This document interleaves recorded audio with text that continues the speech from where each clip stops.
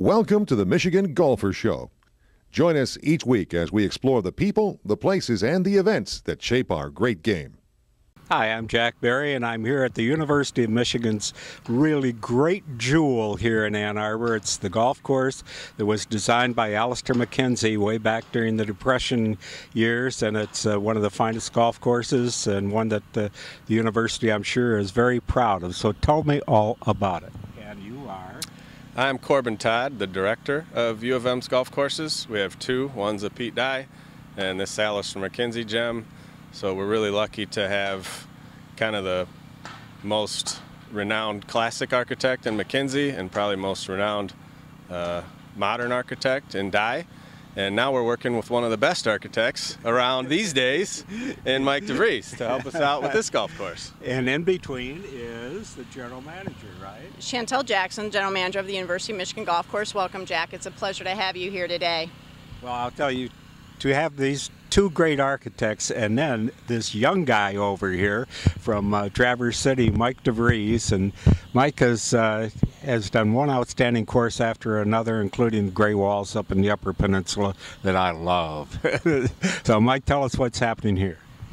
Well, we're rebuilding the clubhouse here, and in the process of doing that, they've obviously disrupted a larger area, including the 1st and 10th tees and the putting green, and so we're going to rebuild those areas and improve them, and we'll have a bigger putting green, probably about 10 to 11,000 square feet, which will be a great facility for the university here. They've needed that for a while, and then an improvement with the tees, getting them set up too. Well, it sounds like keep you busy a little bit for a few months anyway, right? A small project. But I love it to have a MacKenzie and a Dye. I don't know of any place else that has that combination. And then to have Mike here working, and Mike is, as I say, one of the outstanding young guys in the business by every golf course critic. Brad Klein, Ron Whitten, who else do we have? And yeah, Mike and Mike Janella. They've all raved about the work that Mike has done. How about telling us when it's going to be all done here?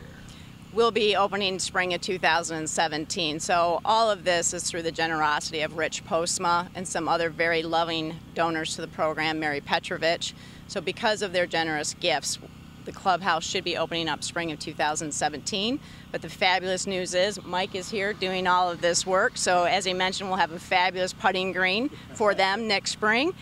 But 2016, the course is in great condition and completely open when the clubhouse is under construction. So course is still open. We're having a great summer. We look forward to having people come out and play a MacKenzie in a unique reroute, because this is a once-in-a-lifetime opportunity to play the course and the routing. We have it this year, and then we can't wait to go into the Postma Family Clubhouse spring of 2017.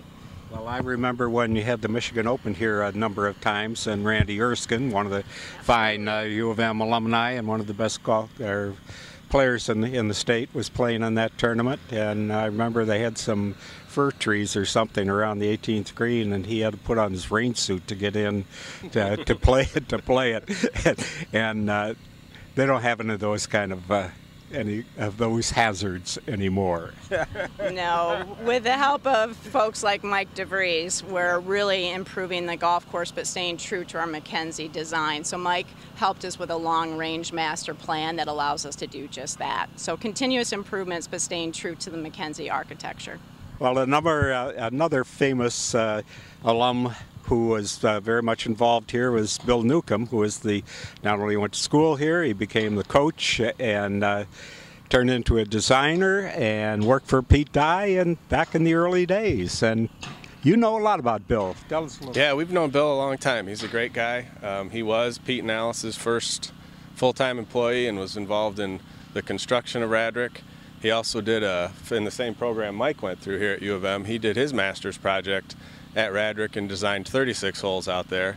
Actually, I had graduated with a degree of architecture, and I wanted to keep going in the planning area, and so I wanted to get a master's degree in landscape architecture, and was enrolled in that program, had been there about a year, and we had a terrific project from Fred Mathai, well-known Michigan alum and benefactor, who had a farm very near Ann Arbor, which today we know as Radrick Farms. And he had provided the land and the money to develop what was effectively a faculty staff club for the university, which was going to include golf courses, it was going to include swimming pools, tennis courts, and so forth. And I was a graduate student at U of M when that project came to us as a graduate school project, and we were to lay all that out. Later, recommended architects to the president who could actually design Radrick, and that's how Pete and Alice got that job. And I knew Pete from golf in Indiana, and of course he was a great golfer too.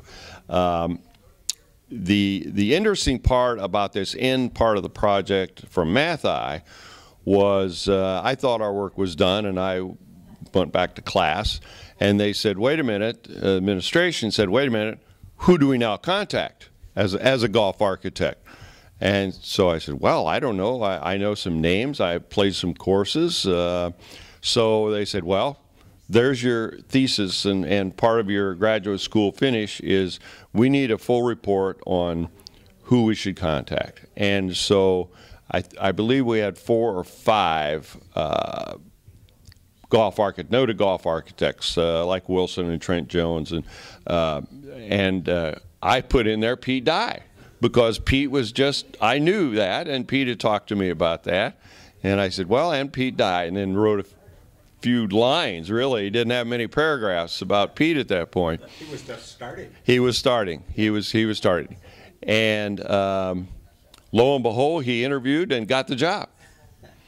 And I was beaming in the background, hello, hello. And he hired me as an intern then, my final year in college. You've got great golf courses here, and it'll be nice to see. I mean, Michigan does everything big, and I hope that I'm not surprised that Michigan does something big out here, tournament-wise. Well, you never know. We're trying to do it right, that's for sure. And if you come out in the next week or two and play, you can watch this guy in his element on a dozer, which is fun to do. Yeah, well, that's what he likes that, and I have found out that all the really great designers love to be on the dozer. Isn't that right, Mike? Got to be in the dirt. That's the fun part. The Tonka toys are just a little bigger now, Jack. Well, it's a beautiful day here at the University of Michigan Golf Course, and I know that they're going to have a whole lot of beautiful days on this course. It is a real gem, and it's nice to see a fine clubhouse in the background here. Rich Postma, who is one of the co-owners of Arcadia Bluffs, another Michigan gem, and is involved in it, and a big donor, and he's picked a nice place.